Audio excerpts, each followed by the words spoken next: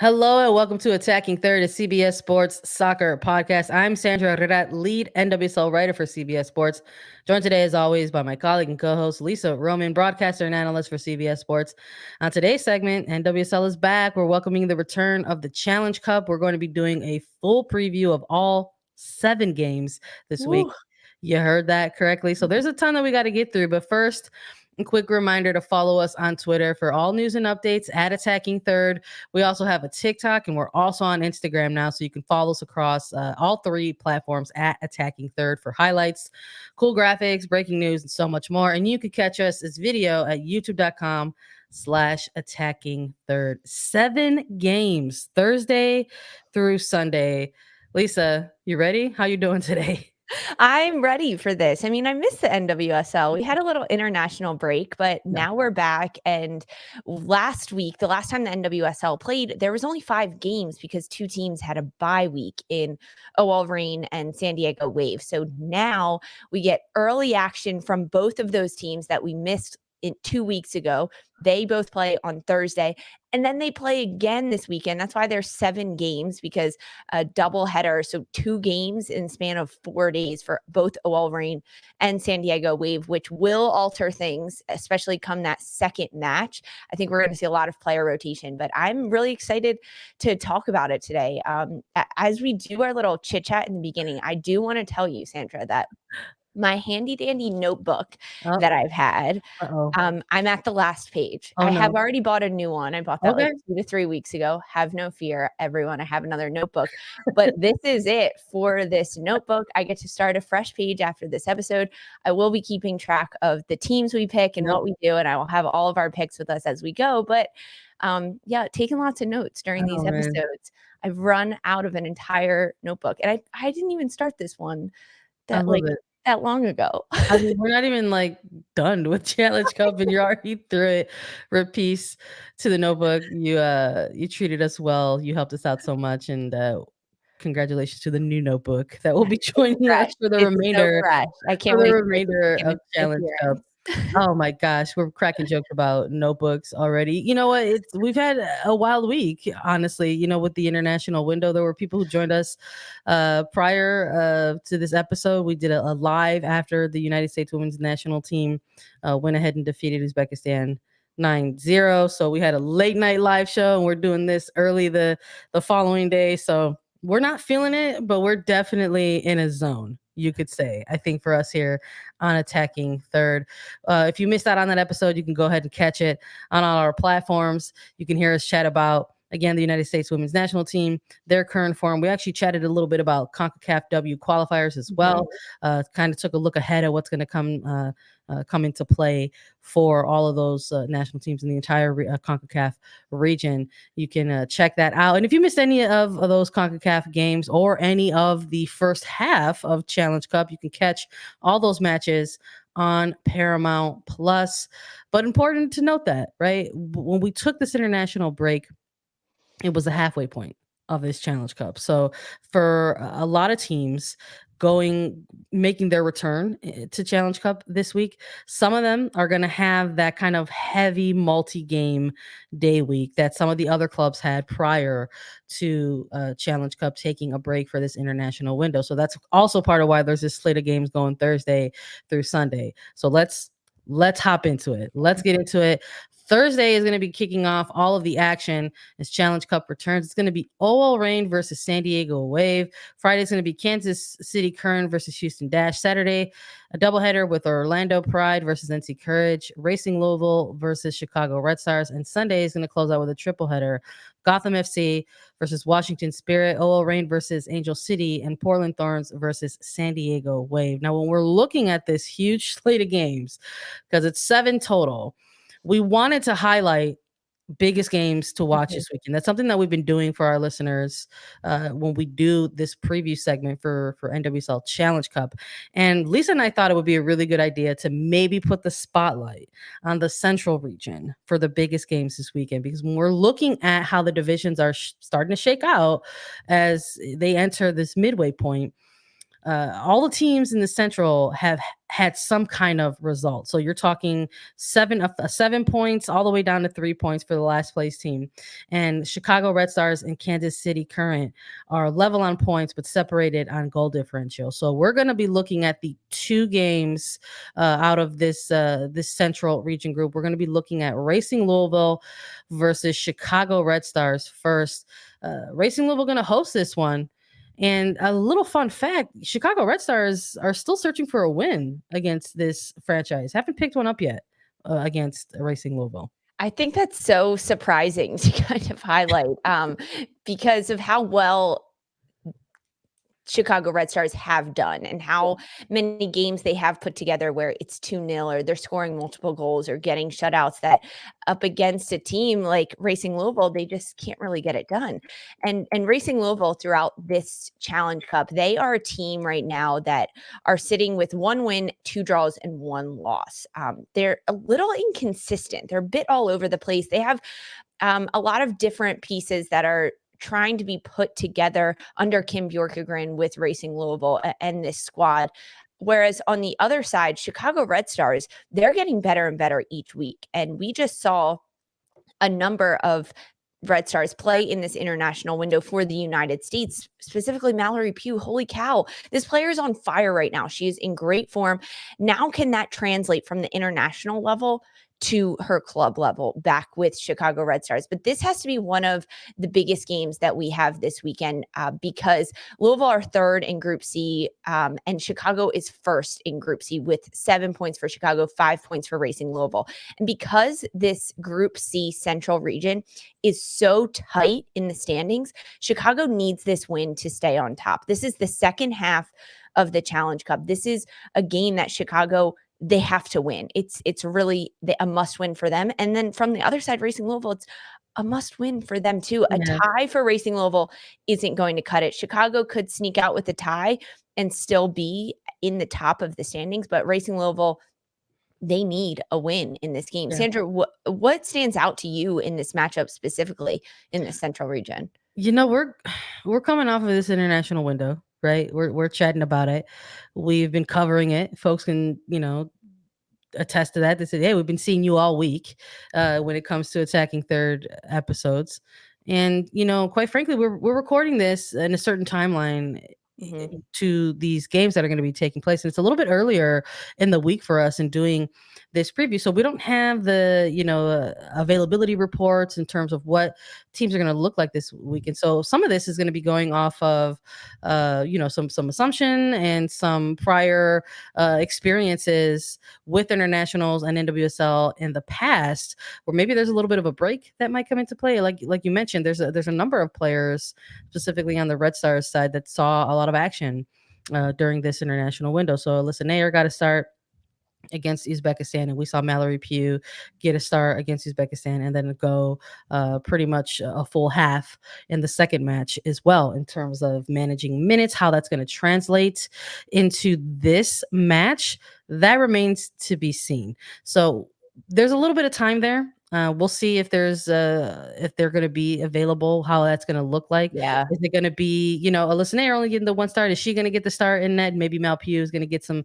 rest, or is it going to be both of them, or is it just going to be one of them or none of them? We'll see. These are things that head coach Chris Petroselli is going to probably talk about with his coaching staff and obviously his players to sort of gauge how that's going to work. But when you're looking at the Racing Louisville side of things, that's also going to come into play as well. Jalen Howell getting some minutes during this window, a player like Ebony Salmon, who was seeing some time with the England youth national team. So there's key players on the Racing Louisville side of things that also have to have those similar conversations. I hate to feel this way about it, but I feel like there's some makings here in this game for a draw. So in terms of picks, I'm feeling like maybe this is going to be a draw, which is why I disagree a little bit that this is a must win for Chicago. I feel like it's more of a must win for Racing in terms of them wanting to keep pace, in terms of the games that they have left remaining in this Challenge Cup to try to steal the Central. They absolutely have to get a win in this one. And I think if Chicago walks away with the draw,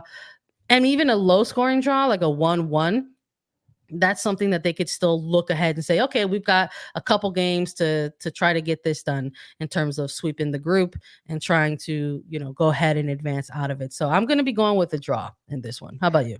Okay, I like the draw that you have here. I see that. I see that happening. I'm not going with the draw though. I also Okay. want to touch on how you mentioned minute restrictions. Mallory Pugh played in the double header essentially that Chicago had before the Yeah. international break. Mallory Pugh played most of those Yeah. games, the majority of those games. She played the majority of the time at the U.S. With the United States during this international break. Mm. Uh, is she tired? She doesn't look tired No, when it she's doesn't look playing. it. But this is the time with uh, this Chicago game. This is the time that they could rest her. Honestly, if they don't rest her, I'm not going to Yeah. be surprised. I feel like that's Pew being like, I want to play. Let me get out Yeah. there. Let me score goals and do all these things. But that is a player that I'm almost hoping gets a little bit of rest. She needs some time off, a little bit of a break. Both Chicago and Louisville coming off wins. Chicago, the 2-0 win over Houston, and Louisville, the 3-0 win Yeah. over Kansas City. But I think that win for Louisville over Kansas City was a little bit of a fluke. In this one, I'm going to have Chicago taking it. I think that they're just a little bit more mature in their play and a little bit more consistent, that coming off of this break, they're a team that could actually develop. Whereas Racing Louisville, they still have a lot of pieces that are coming together. There's so many different things that could have been worked on over this break in the Challenge Cup, and I don't think one specific thing was really honed in on and being able to develop that. So I have Chicago taking the win in this match. I like it. I like it. It's always music to my ears whenever you go I for health know. content. So we'll see. We'll see how the picks end up shaking out when we do our recap version of this. But we are still going to keep an eye on biggest games this weekend, and we're still going to stay in the Central region. We're going to be taking a dive now on KC Current versus Houston Dash. Both of these teams coming off of losses ahead of the international window. You mentioned already, Lisa, when we're talking about Racing Louisville, it was that they were coming off of a 3-0 win. Well, KC Current is coming off of the losing end of that type of match, where Houston Dash also coming off of the losing end ahead of the international break with a 2-0 loss to Chicago Red Stars. So these two teams are going head to head. Kansas City Current going to be the hosts in this one. When I'm looking at these two teams and I'm thinking about a pick, I'm going to be leaning towards Kansas City Current. When you're mentioning, Lisa, you're saying, hey, I'm going to put it out there. I feel like maybe there was a little bit of some flukiness in the win that came from Racing Louisville. I think maybe that can be said for the loss, for Kansas City experiencing that kind of loss in terms of not having the answers or getting off on the wrong foot in this one. And being the host, I think they're still looking to try to open their 2022 with a home a win in front of their fans and everything. So I think that they're going to be extra motivated by that, the type of loss that they suffered, and the fact that they want to try to get that win. Again, we are a little unclear of the status for Sam Mewis. She was supposed to be part of the international window with the United States women's national team, but was removed out of a precaution. She's been navigating a knee injury, and she's been on a minute restriction with Kansas City Current.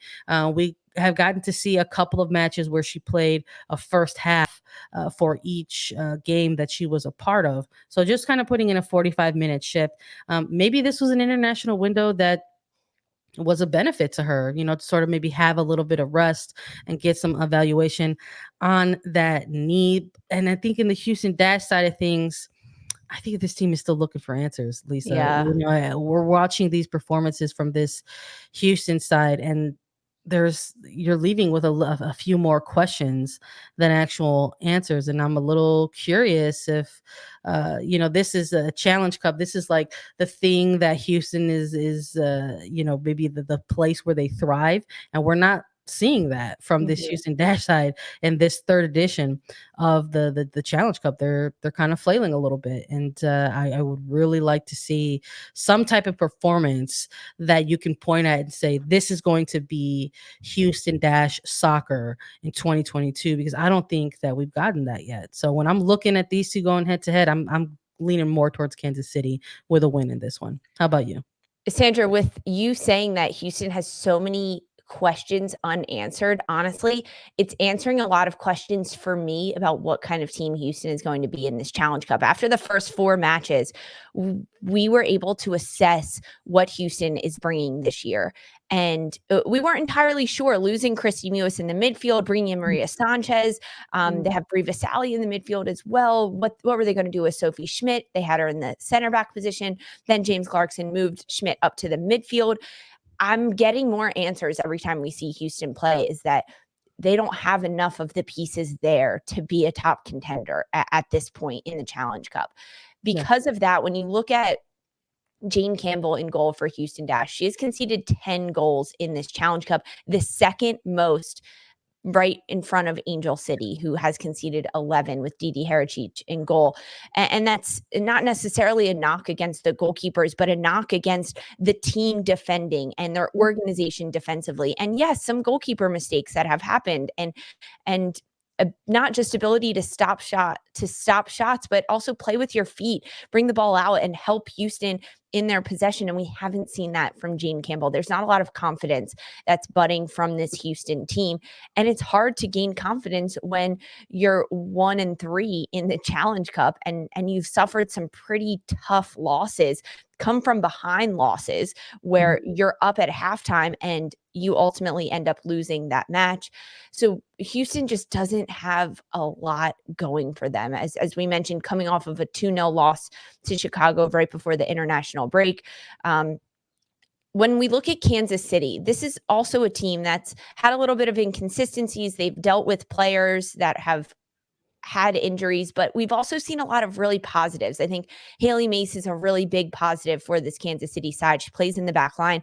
She did concede an own goal in Kansas City's last match against Racing Louisville, but I think that was a fluke. That was more just McDonald magic. Yes, that was way more else. Yes, but when you look at the stats, though, like that's something that stands out for me, which is unfortunate. It's a little bit of a tarnish on her name that I don't think should be there, because she's had assists in this Challenge Cup. She's been very influential in scoring goals. And I think Kristen Hamilton for Kansas City has also done a tremendous job up front, taking on the ownership of, I'm going to score goals for this team and I'm going to work hard.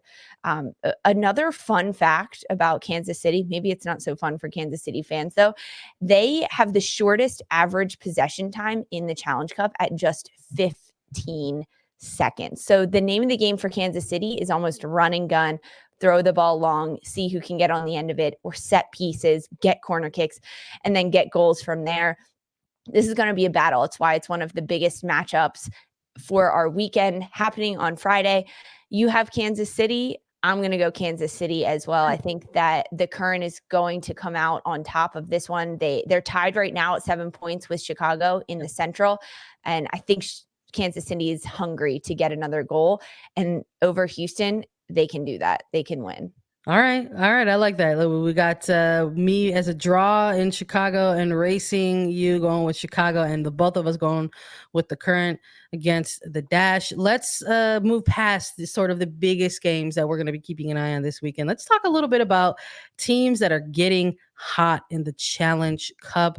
We wanted to introduce this segment because we finally got, a handful of games, right, to sort of take a look at and survey, where we can kind of introduce this new segment. So when we're looking at teams who are getting hot in the Challenge Cup as this second half returns, we're going to be taking a look first here at San Diego Wave FC versus OL Reign. And quite frankly, we're paying attention to what San Diego is doing, right, Lisa? When you're looking at these two teams, who's getting hot, why, and who are you picking in the action? I love this. I think San Diego is getting hot. We have seen them play against Portland. We've seen them play against Angel City now twice. They're 1-1-1 in Challenge Cup action. They've scored 5 goals and only conceded 4. Just some stat-wise numbers for everyone as we go through this.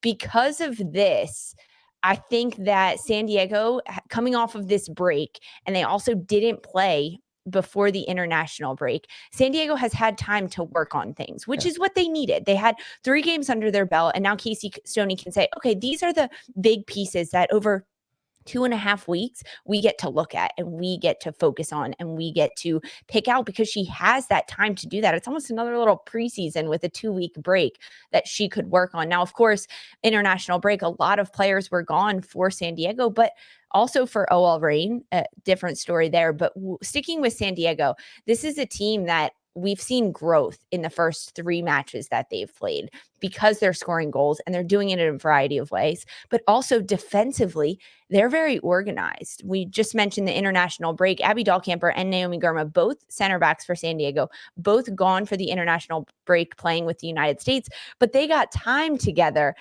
in the center back with the United States. So that development was continuing to be fostered between this side. I think that it's the first matchup between OL Reign and San Diego, and OL Reign is hot right now. They're red hot. I think it's going to be a very good test for San Diego. I think that this is where the holes in San Diego are going to be exposed, and maybe they're going to challenge OL Reign in a different way than we've seen Portland challenge OL Reign and Angel City challenge OL Reign. And that's what I'm excited to learn. The holes in San Diego and how San Diego can challenge OL Reign. I think I have this one as a draw heading into this. I want to see a draw between OL Reign and San Diego, a goal apiece. I don't know. Maybe this is wishful thinking. OL Reign's probably going to win, but I'm going to go a draw, 1-1. Listen, I'm not too sure that I want to stray away from that result either. This is a game that I was looking at and kind of went a little bit back and forth. You've got San Diego Wave FC, who I agree is the team that we are looking at and think is getting hot, versus OL Reign, that quite frankly they are hot right now, right? They are the team that has kind of come out in this Challenge Cup and has looked very impressive throughout their region and the matches that they've been having there. But both of these teams, for example, have some pretty defining wins within the group, but they're both against Angel City, right? And that's a team that I think a lot of people can take a look at and agree that they're kind of struggling to sort of find their footing as an expansion side in the league and sort of get out there and try to put together some soccer in a more sophisticated sense in terms of stylistic things. So we're looking at those kind of wins. And we're seeing these two teams in a team that's getting hot versus a team that is already hot, right? But something else that I want to be looking at in terms of what we see on the pitch is what we might see on the sideline. I'm really excited to see this sort of first coaching head-to-head with Casey Stoney versus Laura Harvey. I'm excited to see how the two kind of, roll their teams out against each other, or what type of in-game adjustments we might see either of these coaches make. Again, this is coming off of an international window. The availability might have something to play, and we saw Abby Dahlkemper get a start but then be held out of the next match due to just she's still working her way back, I believe, from a back injury. But it was really great to see a player like Naomi Girma get that time on the international stage. And then on the OL Reign side of things, there's a little bit of an unknown around Angelina, who spent some time with Brazil. What does she look like? You saw her pick up a knock during the international friendlies with Brazil. So it's a little bit interesting to see who's going to be available or what the minute restrictions are going to be there.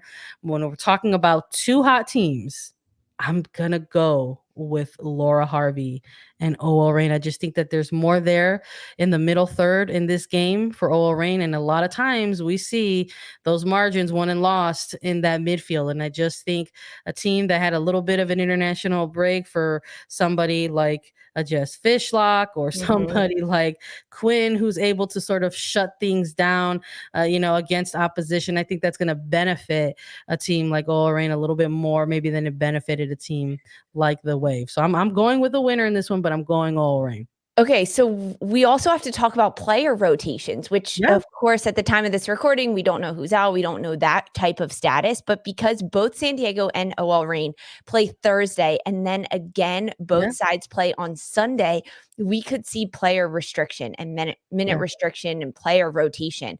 If you're Laura Harvey and you have San Diego on Thursday and Angel City on Sunday, and you have to rest certain players, which game are you going to rest them in? I'm sure that's a conversation that they're talking about right now. I'm sure they're even looking at the opposition. I'm sure maybe they're looking at, they're like, okay, San Diego, Angel City, who are we going after here? So I think I think coming fresh out of this international break, I think they're going to take a look at this metric because it's also technically on the road, right? They're going to be going away to San Diego. They've had some great turnout, right, at Terrell Stadium in terms of the fans kind of being able to produce a really cool soundtrack for this team during their games. That's going to come into play too. But I look at this All Rain sign, and I don't think that they're a team that is intimidated by a strong crowd on the road. They're a team that has a ton of experience with that, right, with their Pacific Northwest rivals and in Portland Thorns, and if anything, it's something that they thrive on. So I'm with you. I'm curious as to what we're going to see from that middle third in OL Reign, because we're not too sure where Rose Lavelle is going to stand in terms of her availability. I would even include Quinn in that. They were away with Canada and the international window, a couple of celebratory games for the Canadian national team. So we're going to see if these players, how available they are against San Diego, because they're playing immediately after this international window. There could be a possibility that they get a rest and then they get a run out against Angel City further into the week, which we'll talk about very, very soon. But I still look at these two matches, and I think with the player rotations, there's a heavy argument there for there to be a draw, but I still think there's a little bit more from All Rain in terms of their attack, and also in terms of what they got going on the flanks here. I just think that their fullbacks are a little bit more, they're just a little bit more informed than maybe what we're seeing out of San Diego Wave. So I'm excited for it. It's going to be taking place at Lumen Field. Forgive me, I said that they were going to be on the road in this one. They're actually the host in this one because of how we had it written in the rundown. I flopped those over.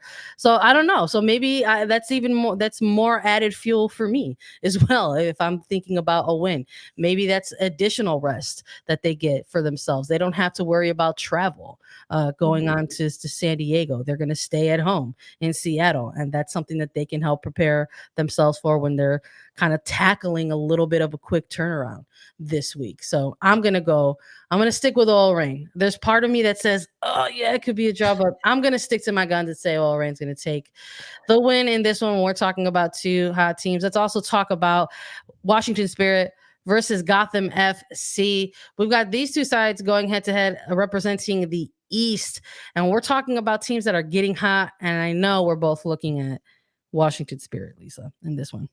I am for sure looking at Washington Spirit. The East region is tight in a very different way compared to the West region, because North Carolina came out hot in this region. They have 8 points, sitting at first place, and Washington Spirit with a bit of a slower start, 1 win, 3 draws, but no losses in this Challenge Cup so far. Number 2 at 6 points, Gotham 5 points at third place, and then Orlando Pride bringing up this East region, this Group A, in this matchup. So because we have Washington Spirit going up against Gotham, number 2 and number 3, 6 points and 5 points for Washington and Gotham respectively heading into this match, Washington is a team that is getting hot right now. A bit of a slower start in this Challenge Cup. It took a little bit for this team to get going, get their feet under them. They're dealt with a bit of injury. Emily Sonnet has been out for Washington Spirit. At this time of this recording, we don't know where she is. She wasn't called into the international window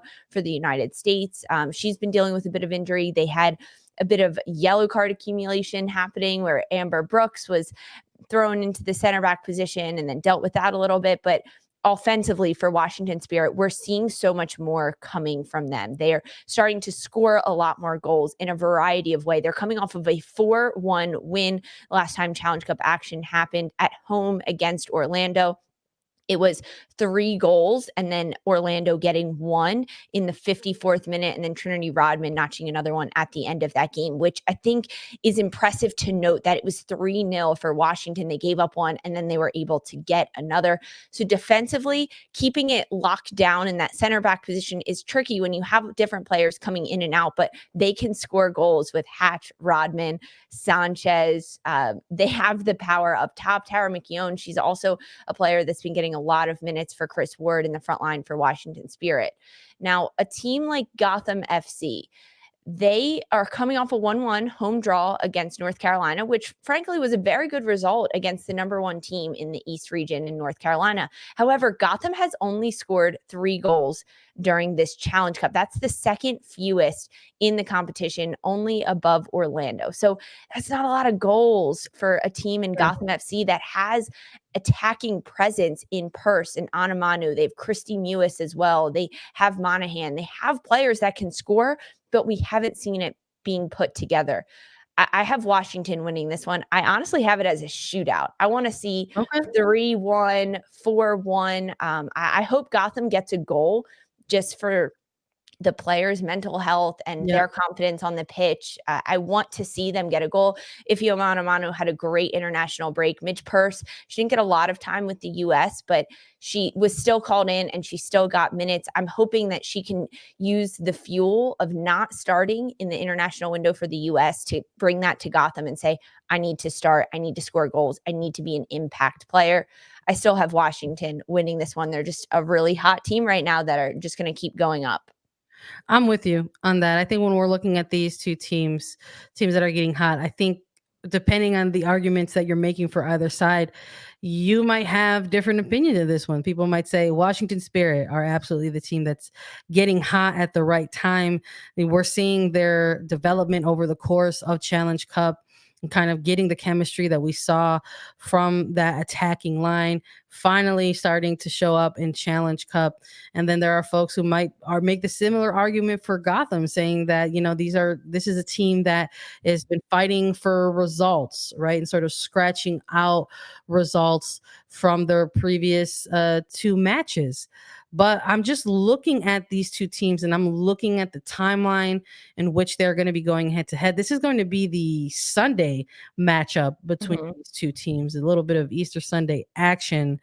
And it's a little bit on the latter end of the week, right? So we're a little bit further removed from this international break. And we're talking about a Washington Spirit side that, yes, had Aubrey Kingsbury make her a national team debut, had Trinity Rodman score her first goal for the women for the senior level national team, and Ashley Hatch get involved in the mix as well. But Trinity Rodman and Ashley Hatch were players that played very limited minutes against Uzbekistan during the international window. So they're already not coming. They're not already returning, coming into NWSL action on heavy minutes. They're coming in on kind of limited, more restricted minutes, on their bodies. And then on top of that, they're going to be going scheduled for this game on the latter end of the weekend. So I think there might be more availability for this match on both sides when we're looking at the rosters. And because of that, I'm also going with Washington Spirit in this one as a pick. But because of that, I'm also of the belief that this might be a shootout as well. I want to see it. Let me tell you, Gotham FC, I had them picked to win the East in the Challenge Cup. And quite frankly, I'm looking like I made the wrong pick. I want to see the goals happening from this Gotham FC side. I want to see some more dynamic play from this club. We're talking about 2 late game goals, back-to-back matches for this Gotham FC side. They have struggled to get on the board early and to stay consistent in the attack. It's been a little bit of grasping and a little bit of sense of urgency down in late game scenarios, which is thrilling and exciting, but maybe not the best for confidence, right? No. I want to see a full 90-minute confident performance from the Gotham FC side. And even if it doesn't end up in a win, if you're talking about we're getting a 3-2 or 4-3 type of match, I still think that that's something that will be helpful for this Gotham FC side. So I'm going with the Spirit in this one against Gotham, and I hope that it's full of bangers. We've got a few more games to get through. We'll be back right after the quick break with some more picks. Orlando Pride versus North Carolina Courage. That is going to be the next game that we take a look at here. A little bit of different places in the East region here for both of these teams, Lisa. We've got North Carolina Courage that have been doing some excellent things in Challenge Cup. I think maybe surprising some folks out there in terms of what the East region was going to look like, kind of leading the way here. And then you see Orlando Pride struggling to get their footing. They're in last place in the group as well. When we're looking at these two teams, who are you picking? I picked North Carolina in this one. It's the top of this group versus the bottom of the group. North Carolina versus Orlando. Orlando still looking for their first win in this Challenge Cup. They've been hit. They've been hit pretty hard. Marta going down, Sydney Leroux on limited minutes. Not sure where she stands at this point, at this time of this recording, but without Sydney Leroux, it's Gunny Jonsdottir for Orlando. They have Darian Jenkins. They have Michaela Clough. They have players that can provide and do things, but it's not enough. And going up against a team like North Carolina that is coming off of a 1-1 road draw to Gotham FC, Sean Nahas used this break with his team, the players that he had to develop, to work on things. Now that he saw what they could do, how they could win, the types of goals that they were getting. North Carolina is a gritty team, and I think they're going to bring it to Orlando. I have NC Courage winning this one for sure. Yeah, when I'm looking between these two sides here, I'm looking at the Courage as well. Orlando Pride are going to be the hosts in this one, and you would like to think that that maybe is a little bit of added motivation for the team, but I just think that they're unfortunately very, very early in their year. They are being challenged, right? No pun intended of this Challenge Cup preview, but they're being challenged with a lot of different scenarios that maybe I don't want to say they were unprepared for, but you never anticipate, right? Losing the amount of players that you're losing this early in the season and the type of players that they are. Whether, we're talking about Martha going out with a season ending injury, we're talking about Erin McLeod going down for a little bit. She's going to be gone anywhere from 4 to 6 weeks due to a knee procedure that she had. And then now we're seeing Sydney Leroux, and we're hoping that, again, the international break maybe gave her some time to kind of rest the knee a little bit, and maybe that she's feeling a little bit differently prior to the Challenge Cup taking a pause.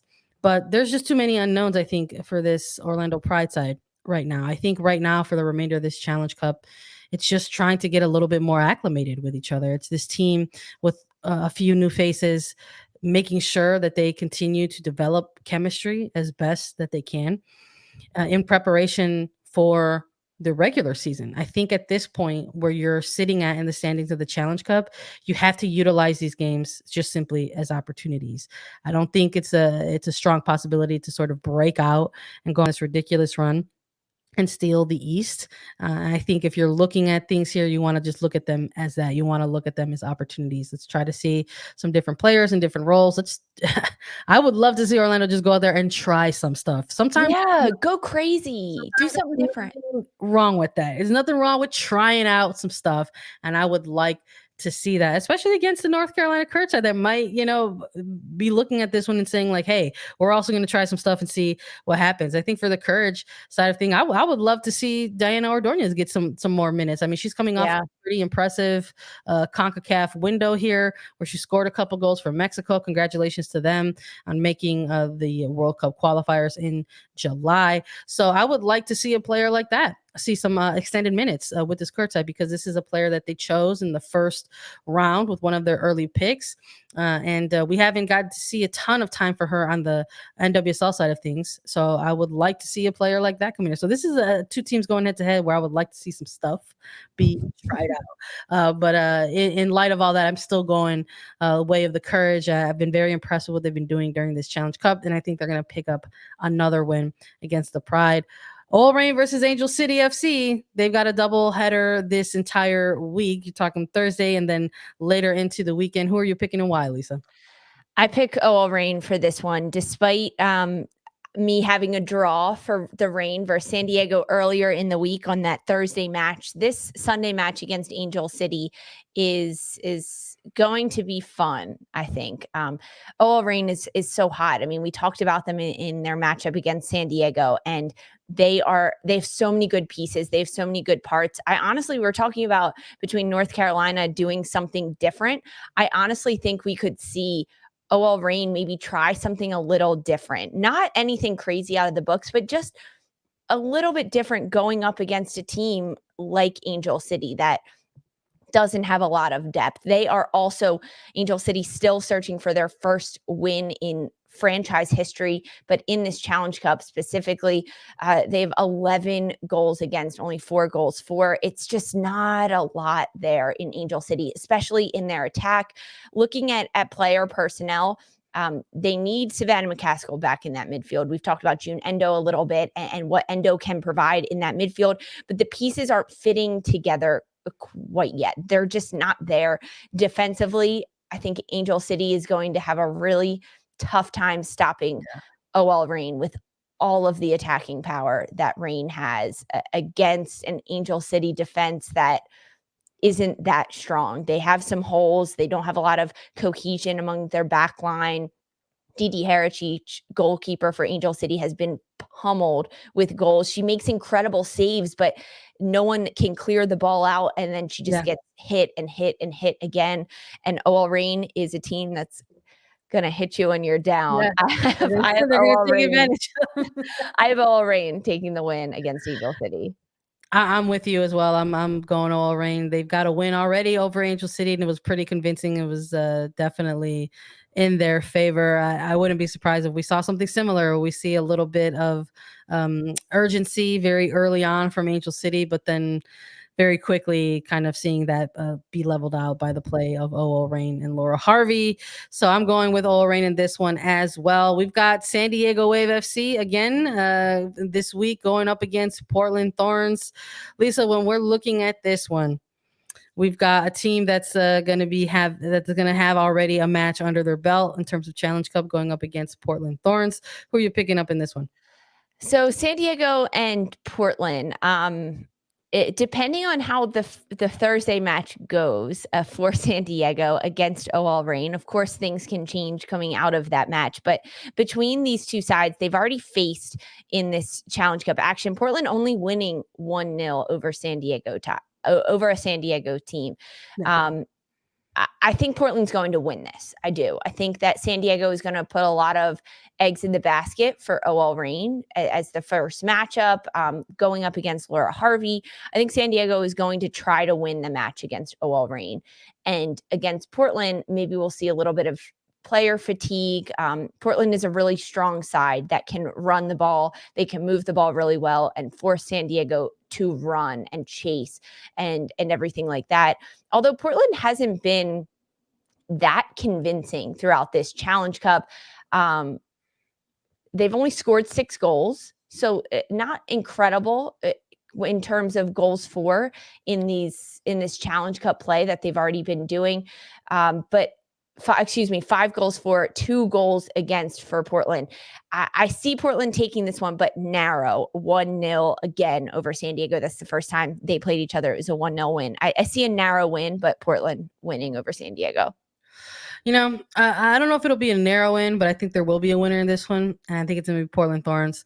They're going to be hosting the action in this one on Providence Park. And I think that this game being on the late end of the weekend and you know, being the Sunday match, I think there's going to be more of a benefit there for a Portland Thorns side that had also some internationals seeing a lot of action during the April window of games there, whether it was somebody like a Christine Sinclair or, a Rodriguez of Costa Rica or, a Smith with the United States. So I think they're all coming off of strong games with their national team sides. But coming into this one, they will have been rested a little bit. And they're playing at home. So that adds a little bit of different motivation. So yes. I don't know if it's going to be a blowout, but San Diego Wave is going to be on a quick turnaround. And I think that might be a detriment to them. And I'm going to be going with Portland Thorns on this one. I think they're going to walk away with the win. And I would like to see some goals in this one. So maybe a 2-1. Yeah. I want to see maybe a 2-1 at least. So I'm going to go with Portland Thorns as my pick to sort of close things out. Ton of games to take a look at. We're going to be with you covering all the action. Of course, we're going to have a moment this week where we're going to go live so you can join us and hang out with us with some post-game action that's going to be taking place on Friday. We'll hit you up with some of the games that are taking place earlier in the weekend. And then we'll give you a recap later on with the remaining games that are going to be happening. But I'm excited. NWSL action is back. Challenge Cup returns. You love to see it. We love to cover it. Thank you, everyone, so much for listening to Attacking Third. We're going to go live on Friday. to recap. Live Monday morning to recap Sunday or Saturday through Sunday's matches. So we're going to see you all Friday night, and then we will see you all again on Monday morning for recap style episodes of Attacking Third. You can follow us on Twitter and now on TikTok and Instagram at Attacking Third for so much more. We're on Apple Podcasts, Spotify, Stitcher, and anywhere you listen to your shows. We're available as videos. Subscribe to us on YouTube. Visit youtube.com/Attacking Third. And once more, we'll be back on Friday with a recap. For Sandra Herrera and Lisa Roman, this was Attacking Third.